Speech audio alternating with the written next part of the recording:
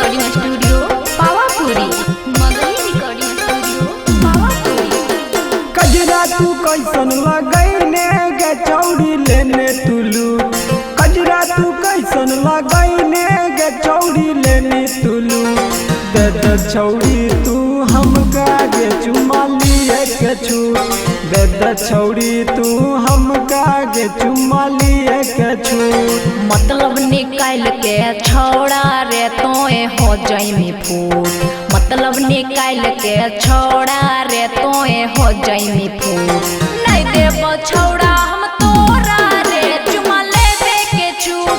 नहीं देबो छौड़ा हम तोरा रे चुमा लेबे के छूट। बुझनी कि नहीं?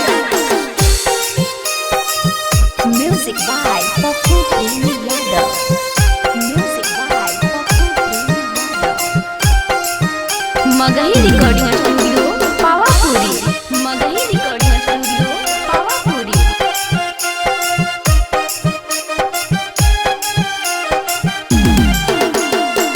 तोरा जब से देखनु छौरी लगे लौहार गे। तोरा पावे खातिर छौरी होई गेनु बेकरार गे। सब मेहनत पानी में चल जीता। तोरा जब से देखनु रानी दिल गे लौहार गे। तोरा पावे खातिर छौरी होई गेनु बेकरार गे। हमरा से काहे छौरी गे तू ही गनी जरूर। हमरा से काहे छौरी गे तू ही गनी जरूर। दे छौरी तू हमका गे चुमा लिए के छूट। दे छौरी तू हमका गे चुमा लिए के छूट। हेरे देख सुधर जो। म्यूजिक बाय पप्पू प्रेमी यादव। म्यूजिक बाय पप्पू प्रेमी यादव। Magahi recording studio Pawapuri.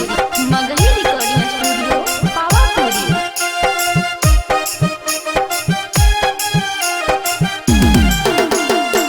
हमर पीछे आई हो न बिने हो तुझे भी बेकार रे।